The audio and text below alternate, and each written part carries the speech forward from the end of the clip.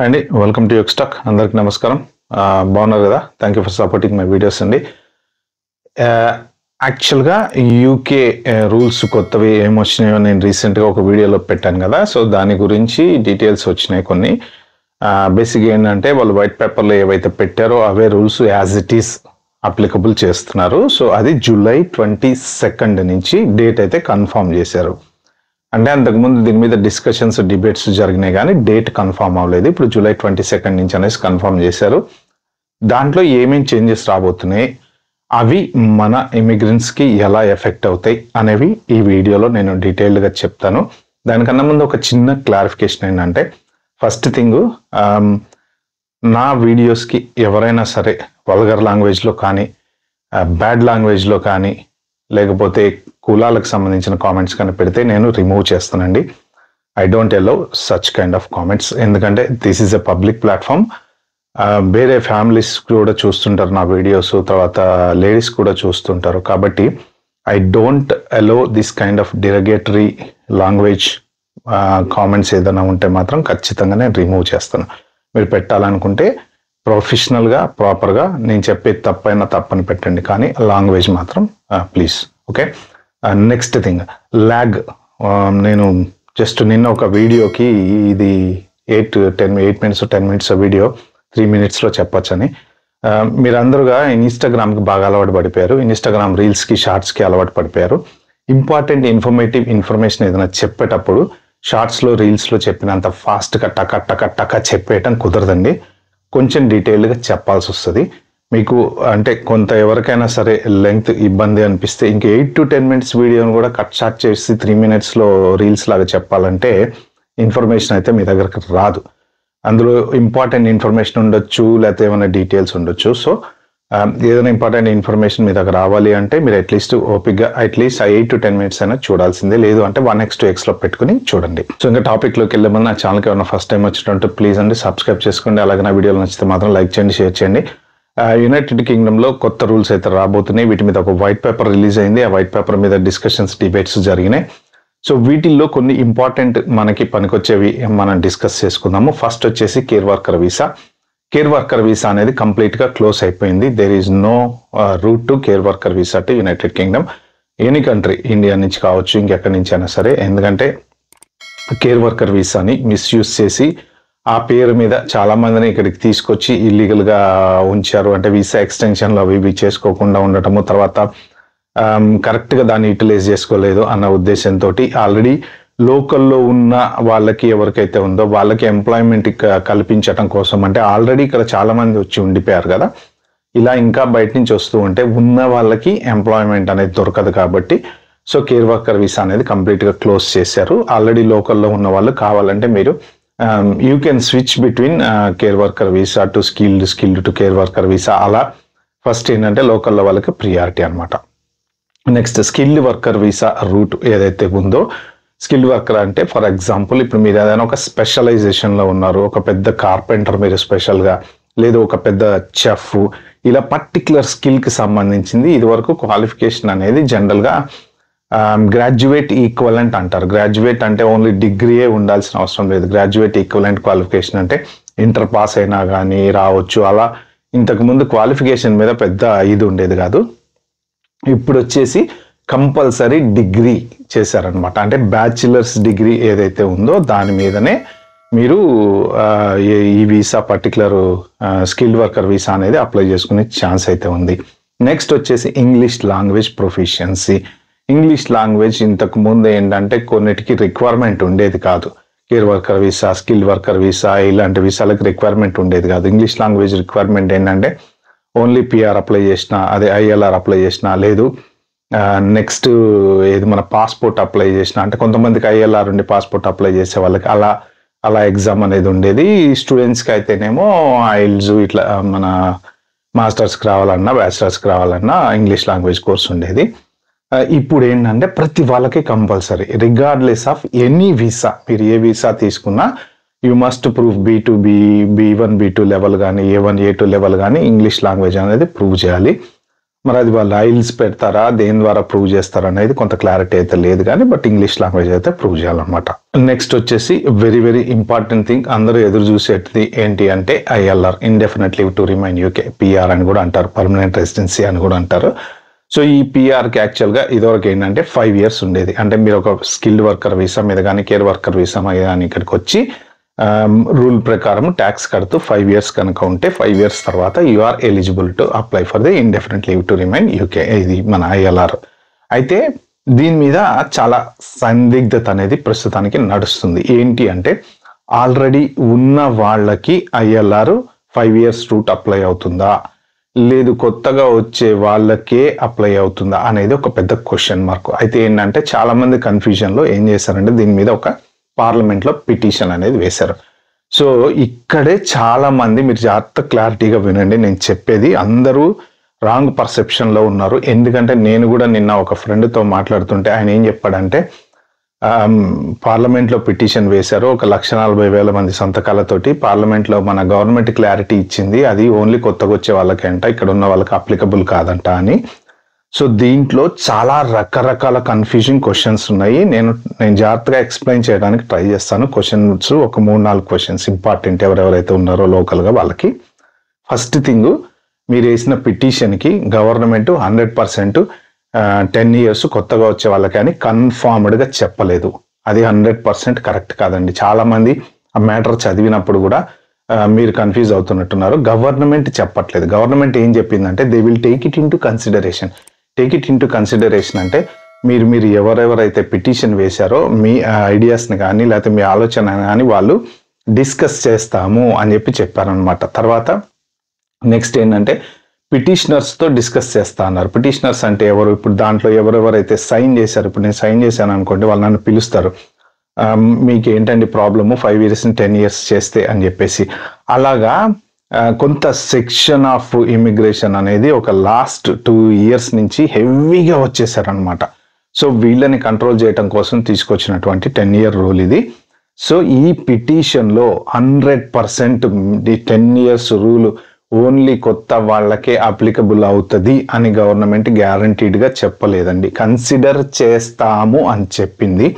మీరు ఎవరికైనా నేను చెప్పింది తప్పు అనిపిస్తే కింద కామెంట్లో మెన్షన్ చేయండి, కావాలంటే మీరు మళ్ళీ ఒక్కసారి క్లియర్గా చదువుకోండి. ఓకే, అది ఒకటి. నెక్స్ట్, ఈ డేట్ ఏదైతే ఉందో మీరు జాగ్రత్తగా వినండి, 22 July 2025.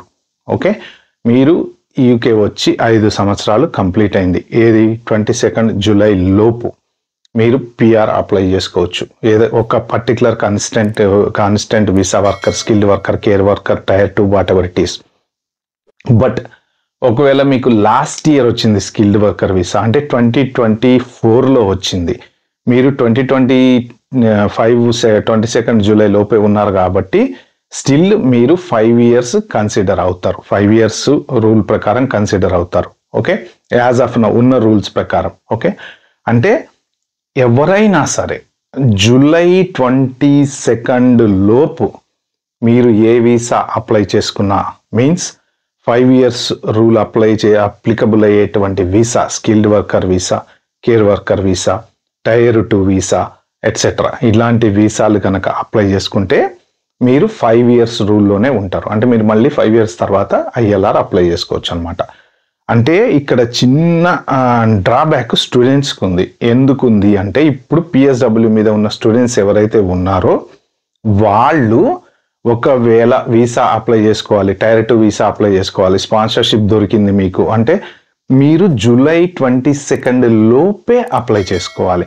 ఒకవేళ మీరు కనుక July 22 తర్వాత ఎవరైనా Tier 2 వీసా అప్లై చేసుకుంటే వాళ్ళు 10 years PR కోసం వెయిట్ చేయాల్సిందే. చాలా మంది ఇక్కడ ఏం కన్ఫ్యూజ్ చేస్తున్నారంటే మనం ఆల్రెడీ విత్ ఇన్ ద కంట్రీలోనే ఉన్నాం కదా, మనం ఆల్రెడీ PSWలో ఉన్నాం కదా, మనం యూకేలో ఉన్నాం కాబట్టి మనం ఎప్పుడు ఇంకా నెక్స్ట్ Tier 2 అప్లై చేసుకున్నా మనం 5 years రూల్లోనే ఉంటాము అని అనుకుంటున్నారు. అది కరెక్ట్ కాదు. మీరు ఒక్కసారి క్లారిటీ తీసుకుని నేను చెప్పేది తప్పైతే July 22 is the deadline for any visa regardless of మీరు యూకేలో ఉన్న ఇండియాలో ఉన్న సేమ్ రూల్ అప్లికబుల్ అవుతుంది. ఎనీ వీసాకి మీరు స్విచ్ అయితే, ఫర్ ఎగ్జాంపుల్ కేర్ వర్కర్ వీసాలో ఉన్నారు, care worker visa route close అయింది అనుకోండి, మీరు స్కిల్డ్ వర్కర్ వీసాకి స్విచ్ అవుతారు. ఈ స్విచ్చింగ్ అనేది 22 జూలై లోపు జరగాలి. స్టూడెంట్స్ PSW నుంచి టైర్ 2లోకి స్విచ్చింగ్ అనేది 22 లోపు జరగాలి.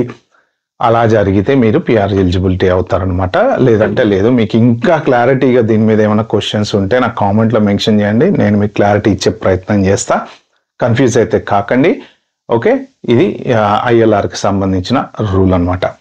నెక్స్ట్ వచ్చేసి స్టూడెంట్స్కి ఇంతకుముందు 24 months PSW ఉండేది, post study work visa after their masters. Okay, ఆ పోస్ట్ స్టడీ వర్క్ వీసాని 18 months చేశారనమాట.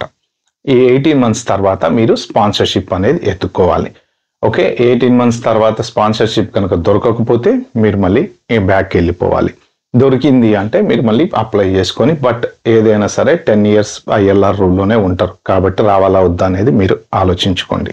ఓకే ఫ్రెండ్స్, ఈ పైన చెప్పిన రూల్స్ అన్ని ఏమైతే ఉన్నాయో దాంట్లో కొత్త రూల్ ఒకటి ఏంటంటే, వీసా ఎవరైతే స్పాన్సర్ చేస్తారో వాళ్ళ మీద స్క్రూటినీ అనేది పెంచారనమాట. అంటే ఏంటి అంటే, పొరపాటున ఏదైనా దొంగ సర్టిఫికేట్ మీద ఒక టైర్ 2 వీసా చేశారు ఎవరికన్నా, ఇంకా వీళ్ళ బతుకు బస్ స్టాండ్ అయిపోద్ది అనమాట. అంటే చాలా సీరియస్. ఏదన్నా ఒక చిన్న ఫ్రాడ్ దొరికింది అంటే మాత్రం వాళ్ళు చాలా చాలా స్ట్రిక్ట్గా, అసలు క్లారిటీగా వీళ్ళ గురించి ఒక పెద్ద సెక్షన్ రాశారు ఆ వీసా చేంజెస్లో.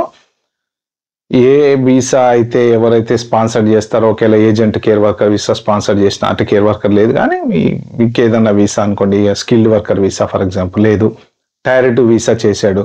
టైర్ 2 వీసా అసలు ఇతనికి ఎందుకు ఇవ్వాలి, లోకలోడు ఎందుకు దొరకలేదు అని డీటెయిల్డ్గా ఒకవేళ హోమ్ ఆఫీస్ అప్లై చేసినప్పుడు కనుక హోమ్ ఆఫీస్ వాళ్ళు వెనక్కి వచ్చి అడిగితే, అప్పుడు వీళ్ళు కనుక ప్రూవ్ చేయలేకపోతే వీళ్ళకి మాత్రం చాలా సీరియస్ ఎఫెక్ట్ అనేది ఉంటుంది, ఏజెంట్స్ ఎవరైతే ఉన్నారో.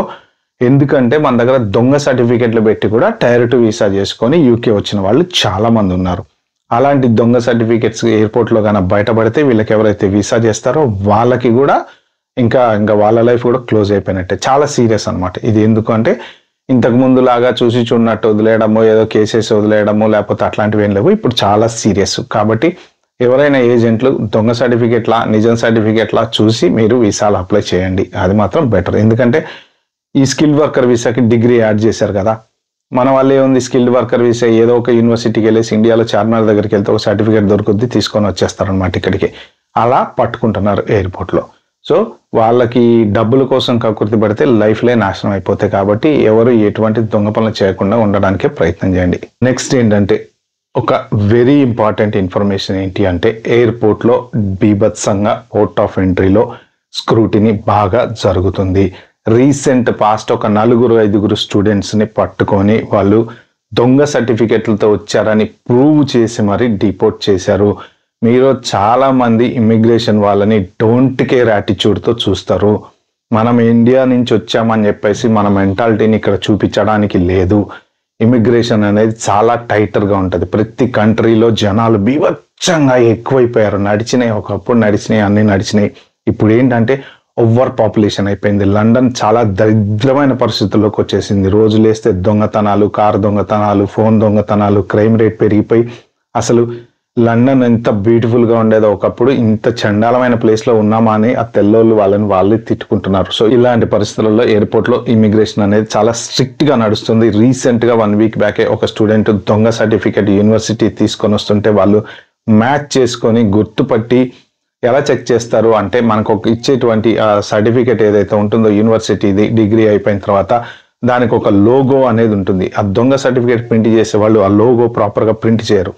సో వీళ్ళు యూనివర్సిటీలు ఓపెన్ చేసి ఆ లోగోని కన్ఫర్మ్ చేసుకుంటే అది కరెక్ట్గా ప్రింటింగ్లో కొంచెం తేడా అనేది కనిపించింది. సో ఇది దొంగ సర్టిఫికేట్ అని చెప్పేసి వాళ్ళని డిపోర్ట్ చేసి పంపించేశారు. This is their actual the Nursing Council's website. Well, it's a plane. Yeah. A few things, that maybe shouldn't be there. What did you think of the certificates? Well, I think, when you look at the actual motif, that's not what it is online. There's 3 stars, it's only on 1. And this is blue online, not black. ఎవరైనా సరే మీరు fake certificates తోటి UK రావాలనుకుంటే మాత్రం అలాంటి ఆలోచనలు మానుకోండి. వచ్చిన తర్వాత ఇబ్బంది పడకండి, జైళ్ళల్లో జీవితాలు గడపకండి. ఇవి మెయిన్ ఇంపార్టెంట్ రూల్స్. అయితే ఈ పైన చెప్పిన వీసాలు ఏవైతే ఉన్నాయో వాటన్నిటిలో మాత్రం డిపెండెంట్స్కి మాత్రం ఛాన్స్ అయితే లేదు. డిపెండెంట్స్ మీద కొంత కన్ఫ్యూజన్ అయితే నడుస్తుంది. డిపెండెంట్స్కి జాబ్ అయితే ఇవ్వరు. మరి డిపెండెంట్ వీసాలు వస్తాయో రావా కూడా తెలియదు. ఎందుకు అంటే కొంత ఇమిగ్రేషన్ అనేది నెట్ మైగ్రేషన్ కంట్రోల్ చేయటం కోసం. ఆల్రెడీ పాపులేషన్ ఓవర్ పాపులేషన్ అయిపోయింది. ఇక్కడ గవర్నమెంట్లన్నీ దివాలా తీసినాయి. ఏ కౌన్సిల్స్ దగ్గర డబ్బులు ఇవ్వడానికి డబ్బు లేవు. దాంతో వీళ్ళు ఇప్పుడు మేలుకొని కంట్రోల్ చేయడానికి ట్రై చేస్తున్నారు. ఇల్లీగల్గా ఎవరైనా కనుక ఉన్నట్టుంటే మాత్రం వాళ్ళని కూడా కొంత ఎతికెతికి పంపించే ఛాన్స్ అయితే ఉంటుంది. రైడింగ్స్ అయితే బాగా జరుగుతున్నాయి. సో ఇల్లీగల్గా ఉండే వాళ్ళు ఎవరైనా ఉంటే మాత్రం మీరంతటా మీరు ప్రిపేర్ అయ్యి వెళ్ళిపోవడానికే ప్రయత్నం చేయండి. దొరికి పట్టుకొని పంపిస్తే ఇంకా మీరు ఏ కంట్రీకి వెళ్ళలేరు. ఇండియాకి డిపోర్ట్ చేస్తే ఫైన్, నో ప్రాబ్లం. బట్ ఒకవేళ జైలుకి పంపిస్తే మాత్రం పరిస్థితి చాలా ఘోరంగా ఉంటుంది.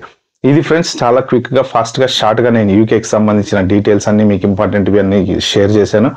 ఇంకా మీకు ఏమైనా డీటెయిల్స్ డౌట్ ఉంటే మాత్రం నాకు కింద కామెంట్లో మెన్షన్ చేయండి. I will come back to you on it. Okay, thank you and meet you in the next video. Thanks for watching. Bye.